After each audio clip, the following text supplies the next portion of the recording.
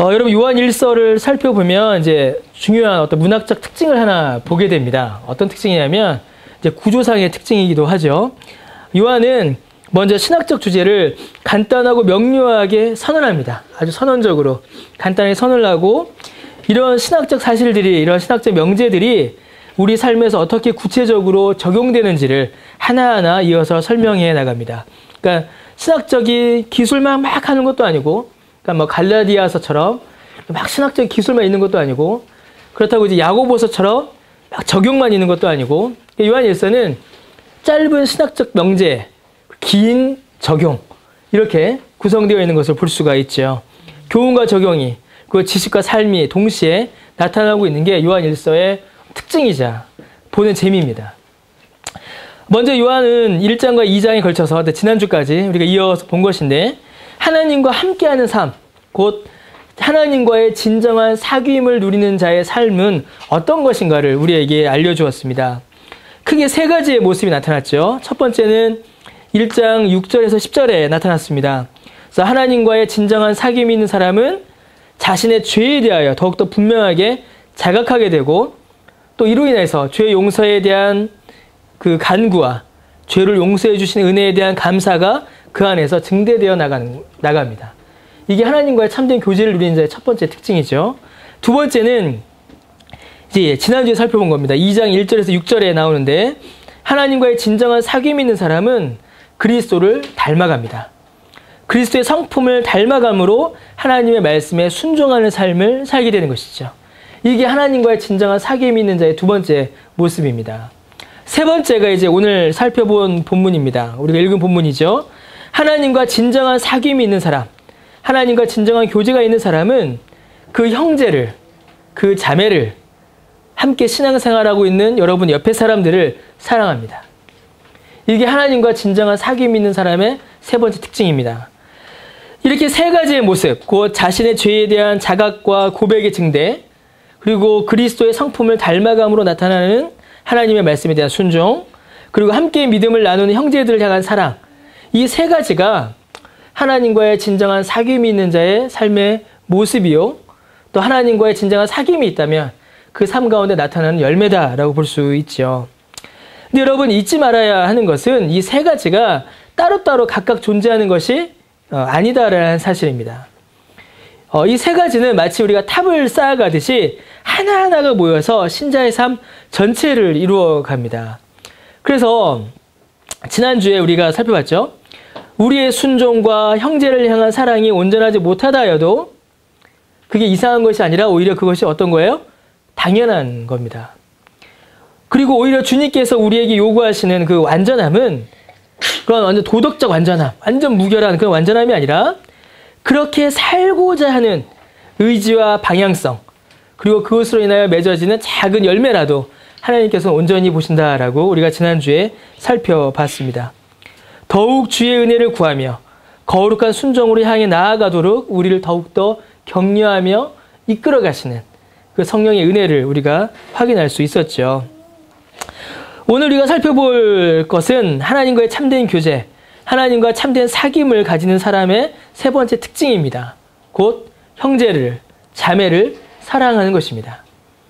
함께 믿음 안에 있는 교우를, 지체를 사랑하는 것이죠. 모든 율법은 두 가지로 규결되죠. 하나가 뭐죠? 하나님을 사랑하는 것이고, 다른 하나가 뭐죠? 이웃을 사랑하는 것입니다. 이웃 사랑입니다. 자, 그런데 여러분 여기서 또 요한 1서의 좀 독특한 또 구조를 하나 더 보게 됩니다. 뭐냐면 우리가 읽은 본문 이제 2장 7절부터 11절까지를 보게 되면 또 하나의 매우 중요한 주제를 하나 요한이 던지고 있는 것을 볼 수 있습니다. 지금까지는 하나님과의 참된 교제가 무엇인가 이렇게 쭉 따라왔는데 2장 7절에서 11절에 또 하나의 매우 중요한 주제를 하나 던집니다. 그게 뭐냐면 참빛이 우리에게 비치는 삶이란 어떤 삶인가? 라는 주제입니다. 이제 나중에 말씀드리겠지만 여기서 말하는 참빛은 예수 그리스도를 가리킵니다.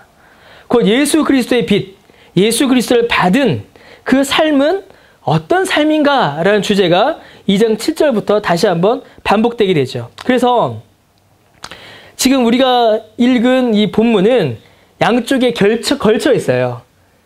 어디에 걸쳤냐면 하나님과 참된 교제를 이루는 삶의 세 번째 증거가 형제를 사랑하는 것이고, 참빛, 예수 그리스도의 참빛을 받은 사람의 삶에서 나타나는 첫 번째 열매가 형제를 사랑하는 것입니다.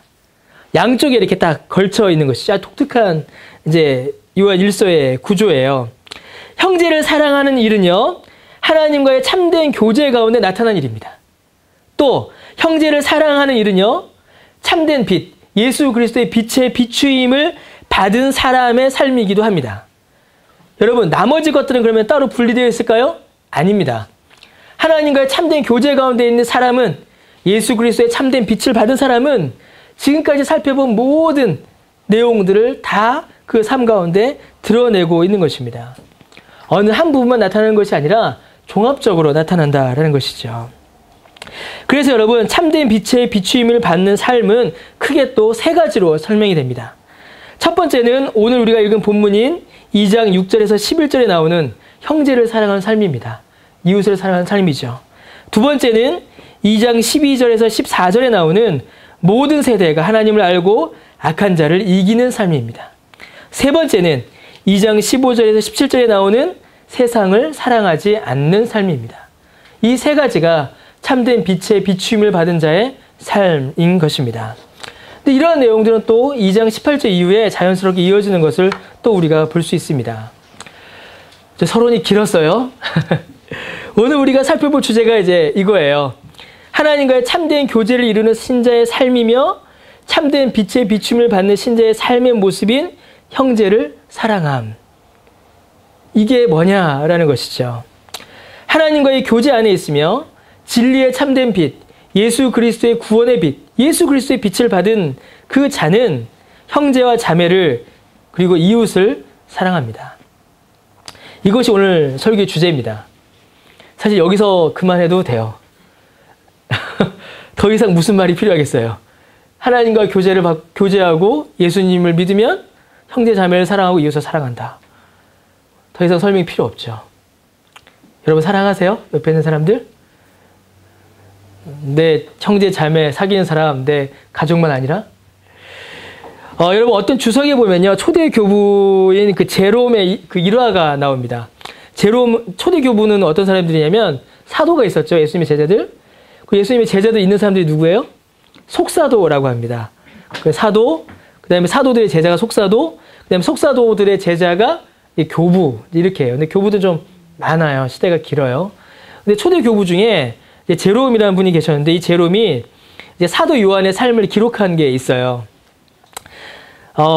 사도 요한이 나이가 많아서 더 이상 설교할 수가 없게 된 겁니다. 더 이상 설교할 수가 없게 돼서, 이 요한일서 어디서 썼는지 기억나세요? 제가 첫 시간에 말씀드렸는데, 예배소에서 이걸 썼다라고 많이 이제 합니다. 사도 요한이 이제 나이가 많아서 그 예배소 교인들 앞에 나아가 한마디씩 권면하는 것으로 이제 만족해야 했습니다. 나이가 많으니까 설교를 다 못하고 그냥 한마디만 하고 오는 거예요.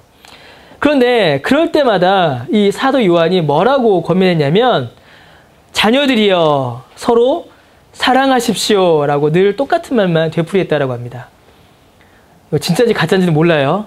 근데 제롬이 그렇게 적었다니까 그런 줄 아는 거예요, 그냥.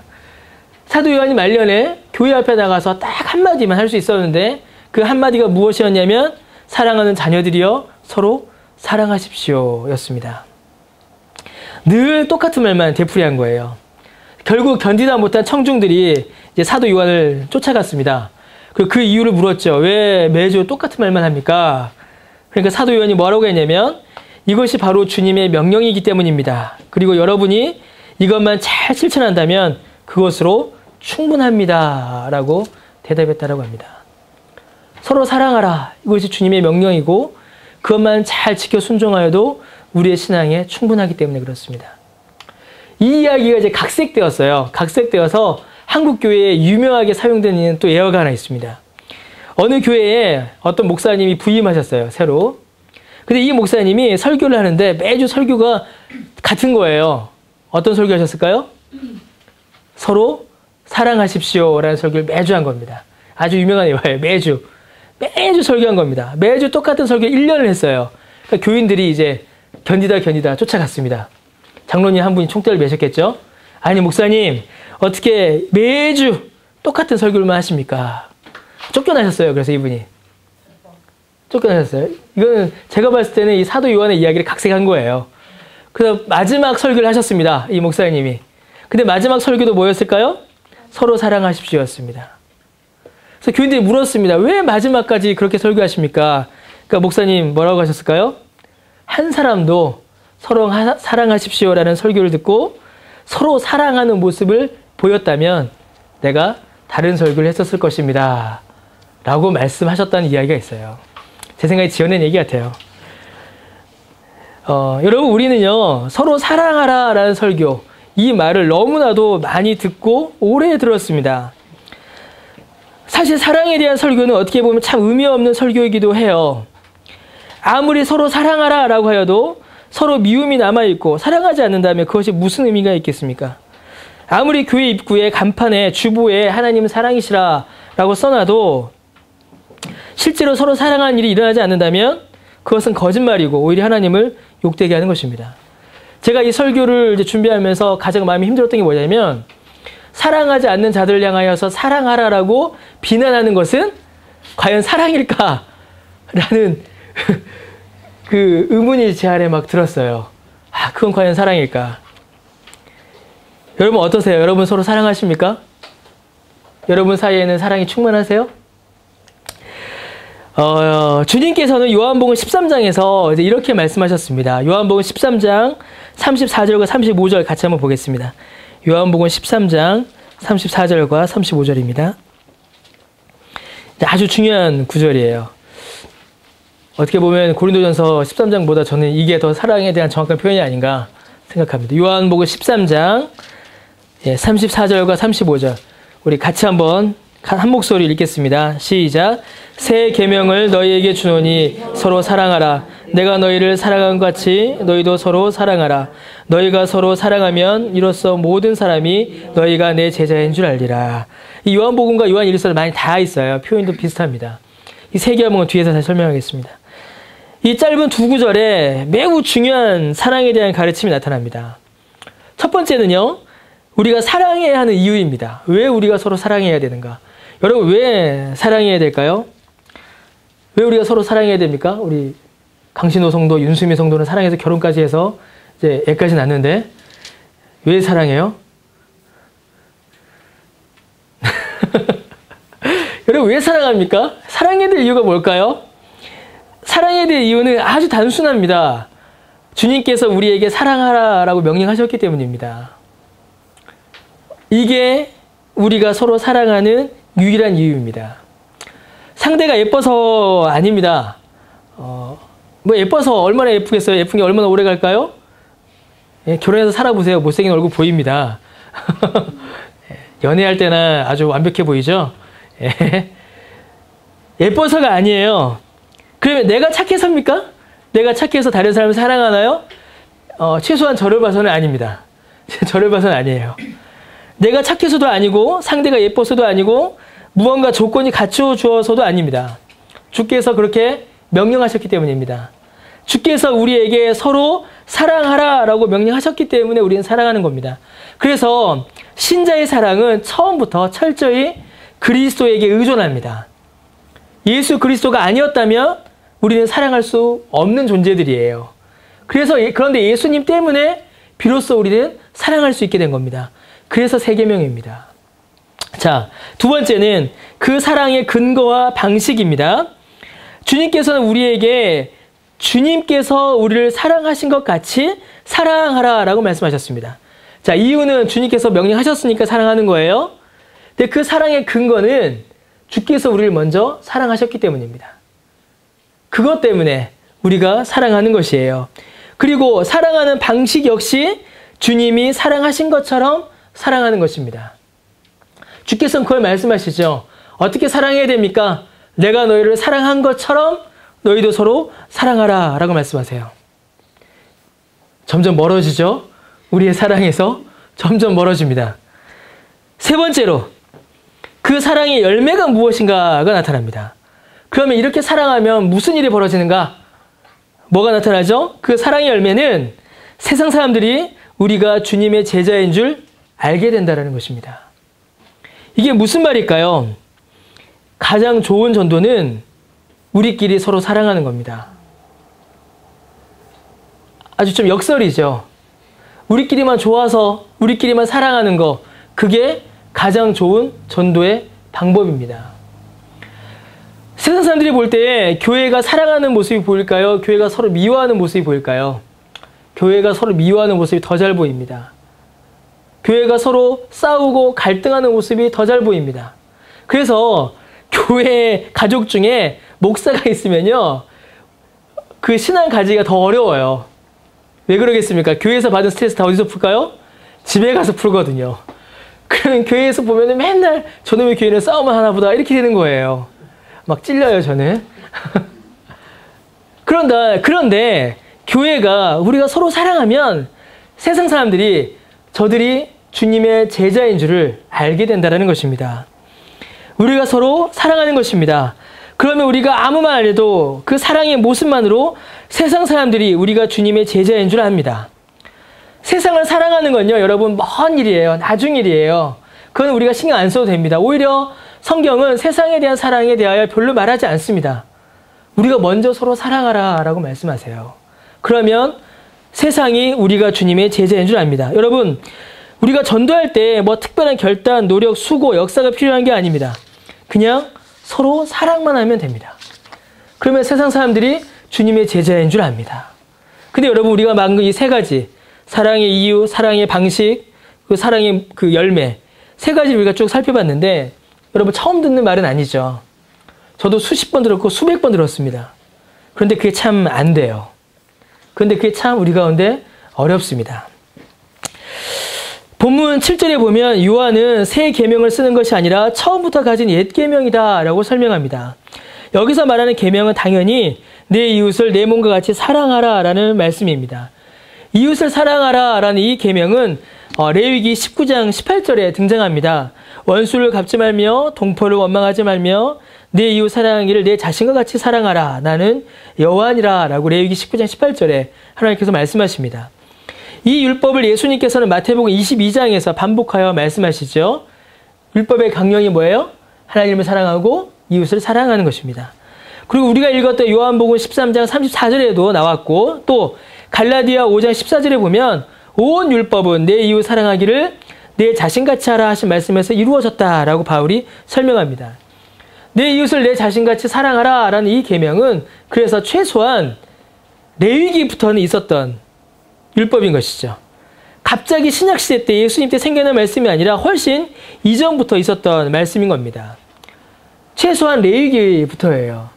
그런데 더 이전부터 이 말씀은 있었던 것입니다.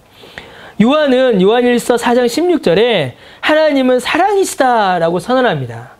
하나님이 사랑이시라면 그 하나님께서 계셨던 그때부터, 좀 더 정확히 이야기하면 우리에게 하나님을 알려주신 그때부터 이 사랑은 우리 가운데 있었던 것입니다.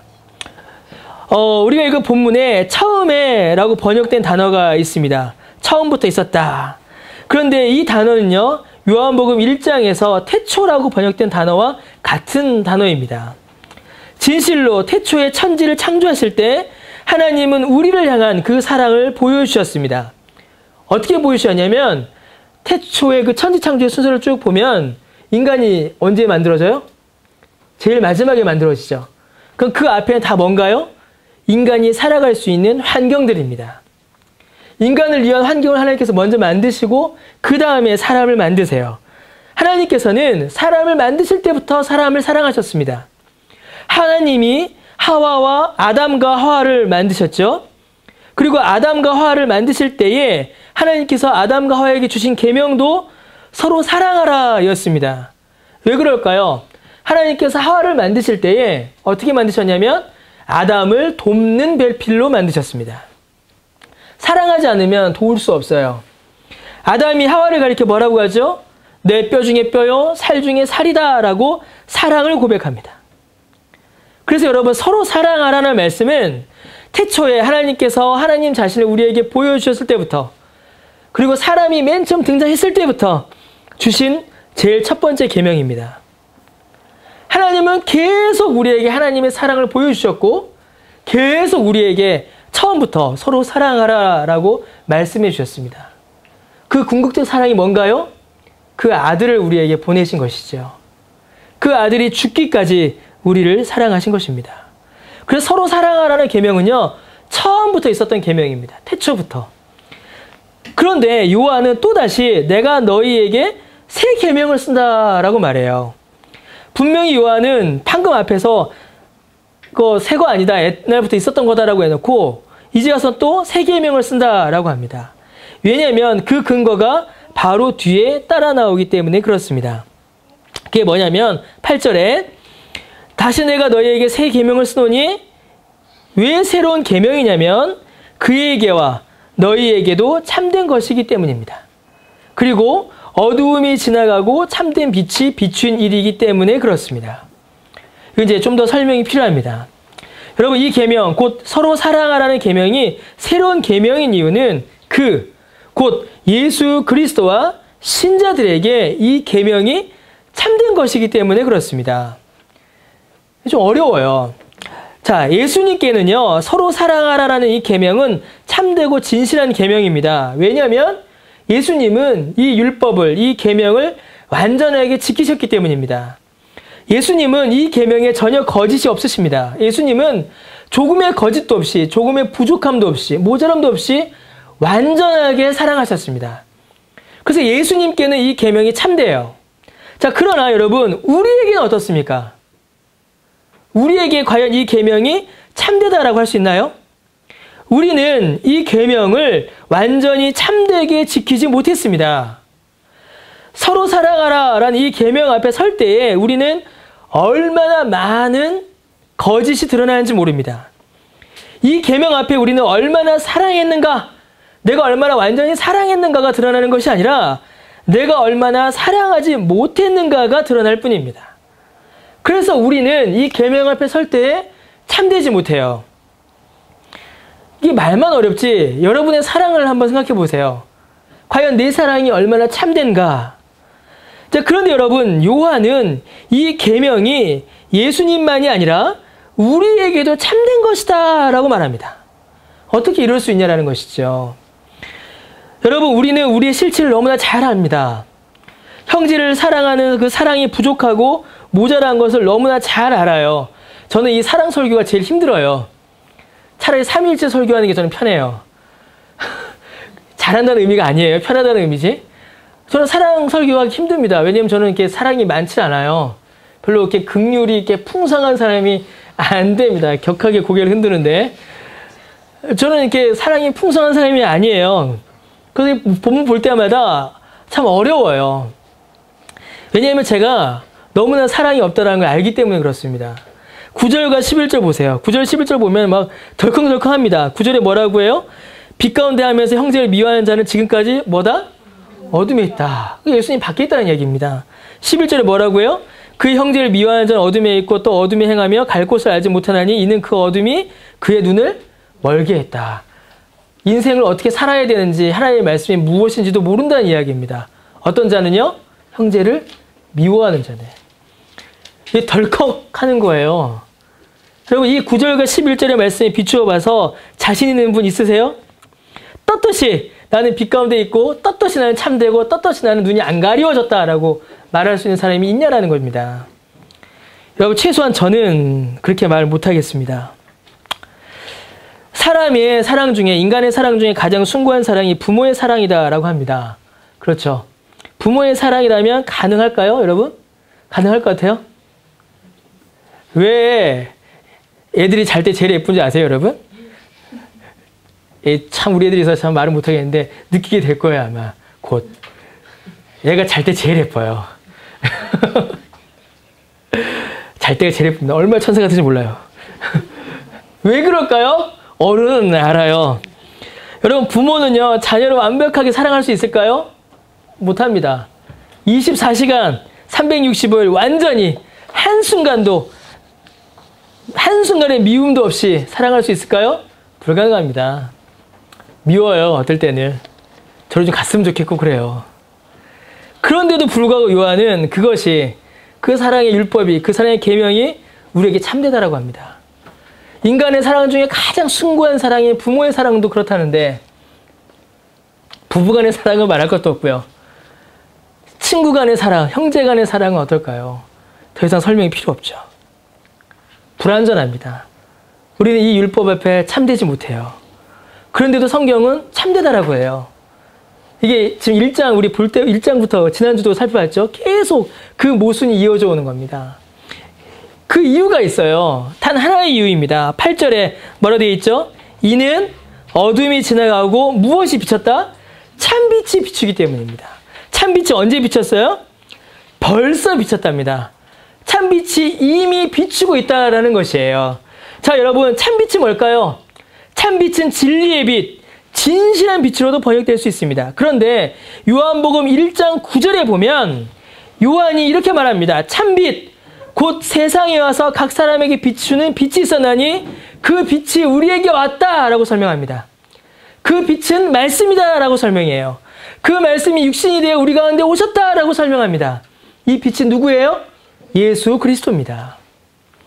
예수 그리스도가 우리 가운데 비추었기 때문에 어둠이 물러갔다라는 것이죠. 참빛은 바로 예수님입니다.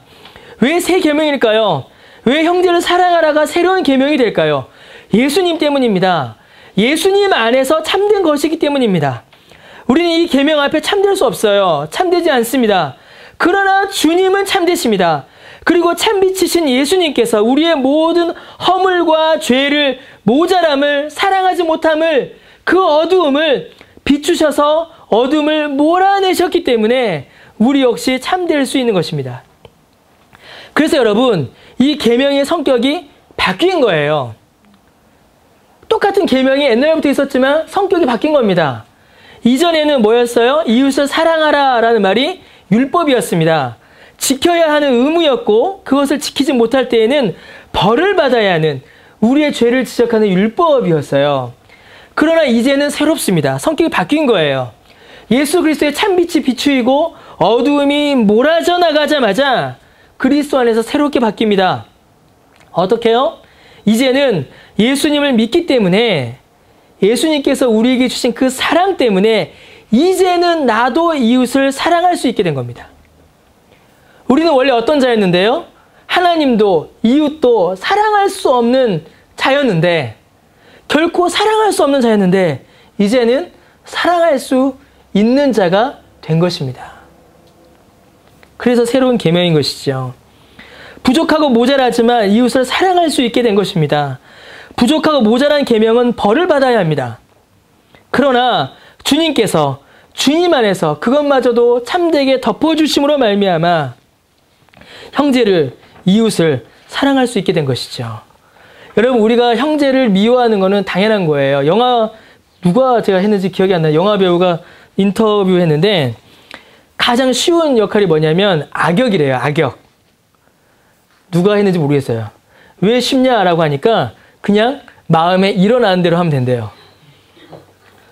우리 그 화평교회에 있을 때 연예인 있었죠. 김동완.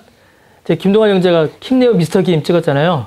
그 드라마 찍을 때 제가 이제 물어보고 이렇게 이야기하다가 어때요? 그러니까 힘들죠? 그러니까 너무 힘들대요. 제가 어떻게 뭐 물어봤더라? 아, 드라마 잘 보고 있어요. 참 재밌어요. 예수님 같아요. 제가 그랬어요. 정말 저는 그거 보면서 예수님 같았어요. 제가 그 일일 드라마를 진짜 거의 한 10년 가까이 만에 처음 봤어요. 일일 드라마 본 적이 없어요. 그 시간 매일 저녁 8시 반이면은 드라마를 볼 수 있는 시간이 안 돼요, 저는.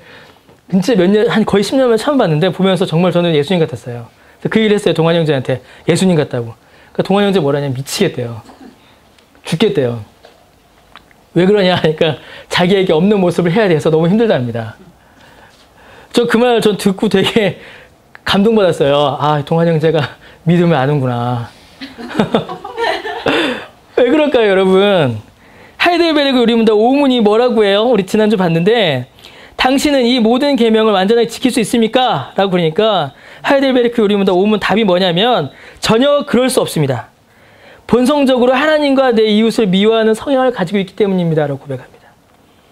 내 본성이요. 하나님을 사랑할 수 없고 이웃을 사랑할 수 없어요. 우리가 서로 사랑합시다. 야, 우리의 사랑을 커야지. 이게 아닙니다. 우리는 사랑할 수 없는 존재들이에요. 사랑할 수 없다라고 하니까 완전히 다 항상 미워한다는 게 아니에요. 가끔 우리는 사랑할 수 있습니다.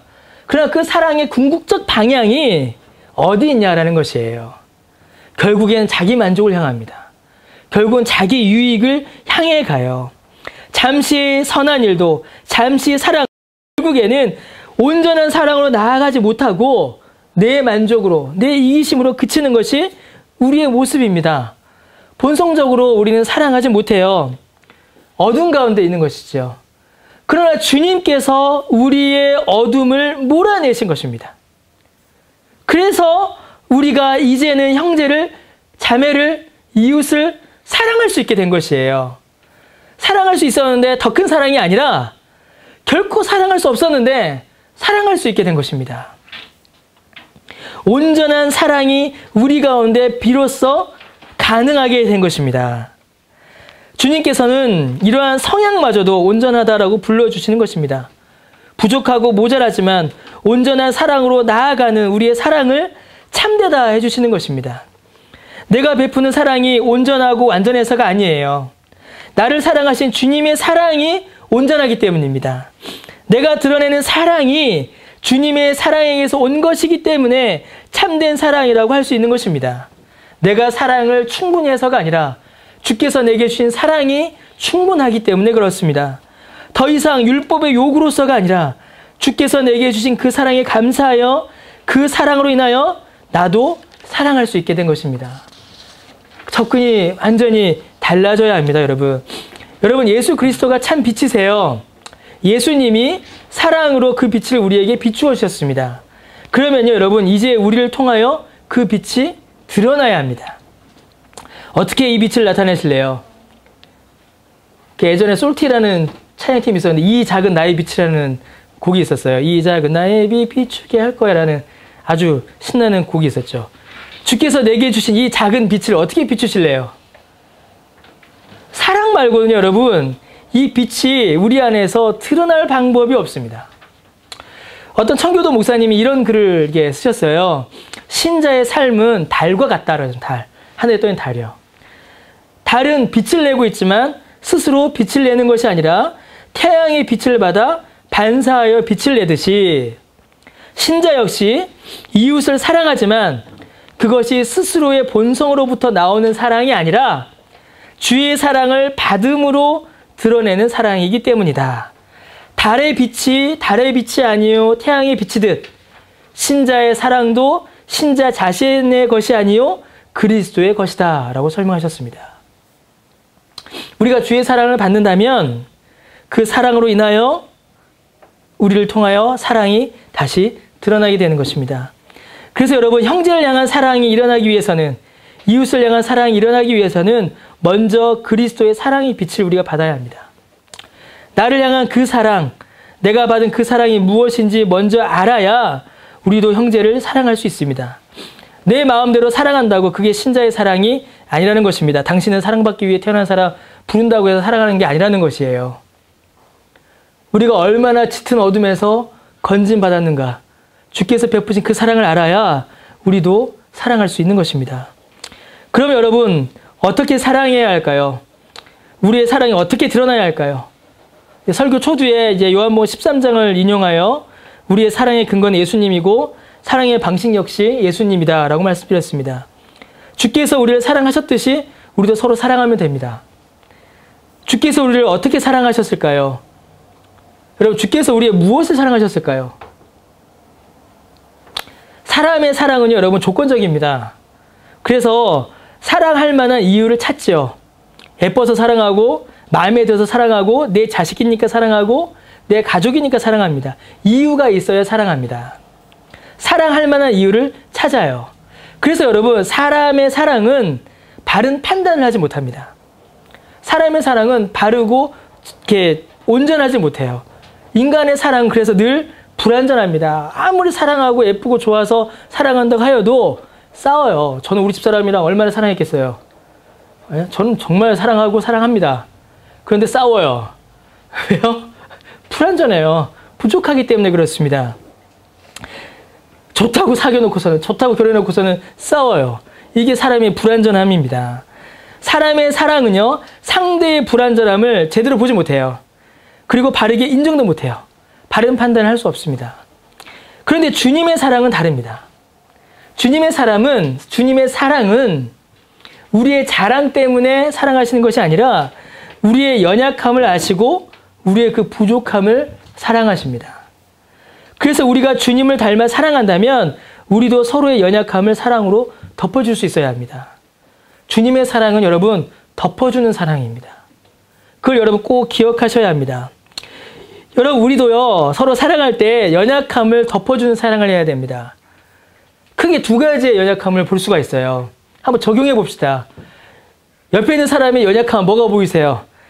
크게 우리는 두 가지의 연약함을 가지고 있어요. 하나는 도덕적인 연약함입니다. 우린 도덕적으로 연약해요. 행실이 어때요?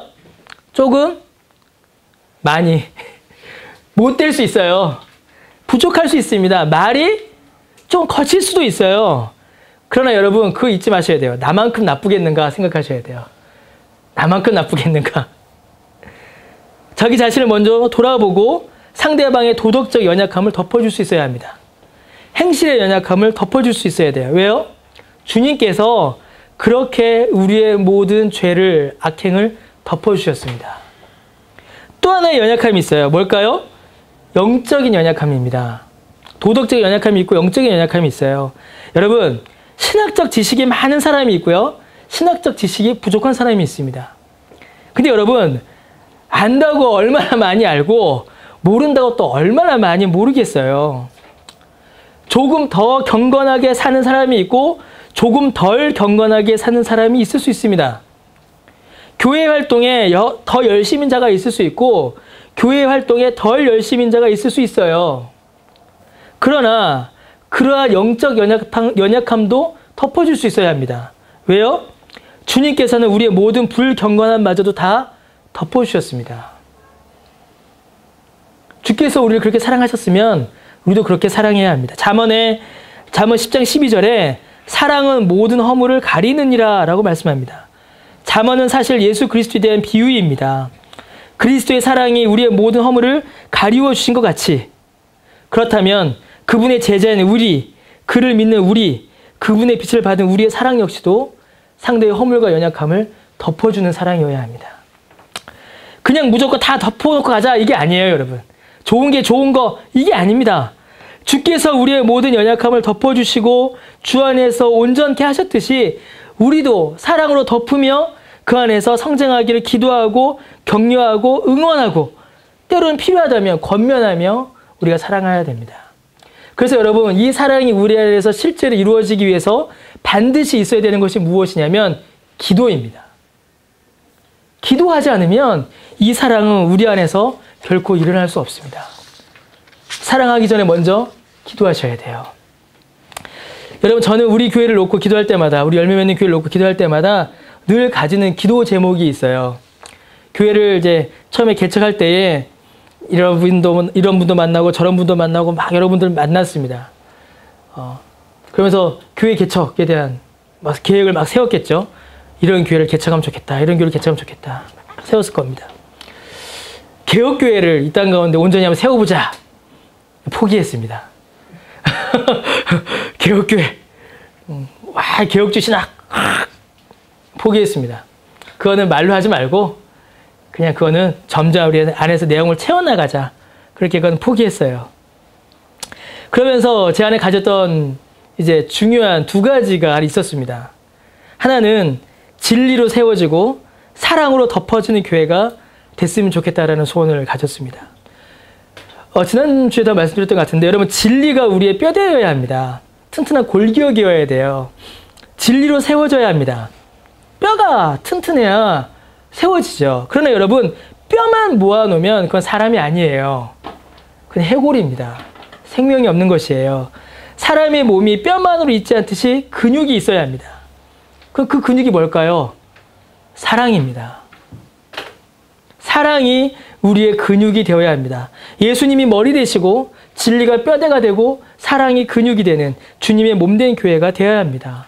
그래서 우리는 진리로 세워지고 사랑으로 덮이는 교회가 되어야 합니다.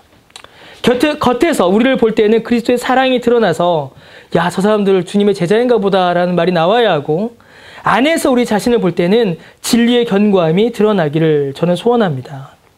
그리하여 모든 사람들이 우리 교회를 볼 때 겉에서 그리스도의 사랑을 보고 저들이 주의 제자인가 보다라고 들어와서 아, 주의 제자 되면 진리로 서는 것이구나를 깨달아 배워가는 일이 벌어져야 합니다. 근데 많은 교회들이 이걸 거꾸로 해요. 반대로 합니다. 겉을 향하여서는 진리를 막 강조해요. 그래서 다 쳐내죠. 칼처럼 다 잘라냅니다. 그 속으로는 어떻게 해요? 우리끼리만 친하자. 그러면 안 돼요, 여러분. 겉에서 볼 때 사랑이 보이고 안에서 볼 때 진리가 보여야 합니다. 저는 그렇게 됐으면 좋겠어요. 저는 우리 교회가 다른 것으로 자랑하거나 또 이름이 많아지는 거 사실 별로 기대하지 않습니다. 예, 별로 여러분들에 대한 기대가 없다는 게 아니에요. 신학적 지식이 많으면 좋죠. 근데 여러분, 우리가 많으면 얼마나 많을 수 있겠습니까? 신학적 지식이. 뭐 신학적 지식을 자랑할 수 있는 교회 저는 별로 이렇게 꿈꾸지 않습니다. 그리고 여러분, 우리가 돈이 많을 수 있을까요? 지금 돈이 많아요. 제 기준입니다. 돈이 우리가 많으면 얼마나 많이 가질 수 있겠어요? 교회를 크게 지을 수 있을까요? 우리가 아무리 크게 지은다고 해도 뭐 저기 사랑의 교회만큼 짓겠어요? 건물 뭐 이런 거 우리 교회 자랑되기는 어려울 것 같아요. 특별히 뭐 구제나 활동 이런 거 많이 할 수 있을까요? 저는 별로 안 움직입니다. 늘 가만히 있어요. 뭐 그런 것도 아닐 것 같아요. 멋진 찬양팀 만들어서 찬양 집회 할 수 있을까요? 뭐 할 수 있겠죠. 사람들이 모이면 우리 뭐 강명주주 자매도 있고 뭐 있으면은 할 수 있을 수도 있어요. 근데 다 중요하고 이런 내용들이 있으면 좋죠. 그런데 저는 솔직히 말씀드리면 그렇게 욕심이 나지는 않습니다. 하면 좋고 또 안 한다고 해서 크게 마음에 억울함이나 안타까움이 남지는 않을 것 같아요. 그러나 한 가지는 여러분 제 마음에 간절한 소원으로 좀 남습니다. 단 한 가지. 뭐냐면 다른 것보다 우리 교회가 서로 사랑함으로 세상이 우리가 주님의 제자인 줄 알게 되는 그런 교회가 됐으면 좋겠어요. 정말 서로 사랑함으로 세상이 우리가 주님의 제자인 줄 알게 되는, 아, 열매 있는 교회는 주님의 제자들이구나. 왜? 서로 사랑하더라. 이런 말을 들을 수 있는 교회가 됐으면 좋겠어요. 야, 열매 있는 교회 가니까 시설 좋더라. 뭐 불가능한 이야기입니다. 열매 있는 교회 가니까 설교가 재밌더라. 더 불가능한 이야기죠. 그런 거 말고 열매 맺는 교회 가니까 서로 사랑하더라. 그게 우리 교회의 모습이 되었으면 좋겠습니다. 주님께서도 다른 것으로 세상이 너희가 내 제자인 줄 알리라 라고 하지 않으셨어요. 세상이 너희가 내 제자인 줄 알리라 라고 하셨을 때 단 주님의 조건은 단 하나입니다. 너희가 서로 사랑함으로 라고 말씀하셨습니다.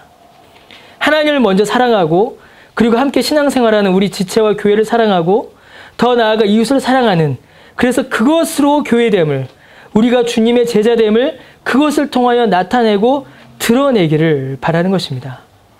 주님의 말씀대로 서로 사랑함으로 주님의 제자됨이 드러나는 그런 교회 되기를 저는 바라는 것이죠. 그래서 저는 교회 개척하고 나서 참 좋아진 게 하나가 있어요. 뭐냐면 되게 더 가까워진 겁니다. 화평교회는요, 여러분, 제가 섰던 강대상만 해도 여기서 저까지예요. 멀어요.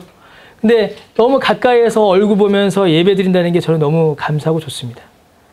우리 집사람 어제도 이제 이만한 솥단지에다가 국을 끓였어요. 아침에 한 숟갈 먹고 왔습니다. 먹으면서 야, 이 교회에서 사람들 맛있게 먹고 생각하니까 참 좋다, 이런 얘기를 우리가 막 했어요. 밥상에서 사랑이 꼽히는 거거든요. 서로 마주보며 함께 이야기하며 격려하며 기도하며, 저희가 왜 밥을 이렇게 고집할까요? 밥을 먹어야 이야기하거든요. 밥을 나누며 그 안에서 사랑을 나누며 함께 서로를 위하며 서로를 덮어주는 그 주님의 사랑이 드러나는 그런 우리 교회가 됐으면 정말 좋겠습니다. 그게 우리 교회를 향한 저의 소원이고 기도이고, 여러분들도 같은 마음으로 그렇게 교회를 함께 이루어 가기를 바랍니다. 기도하겠습니다.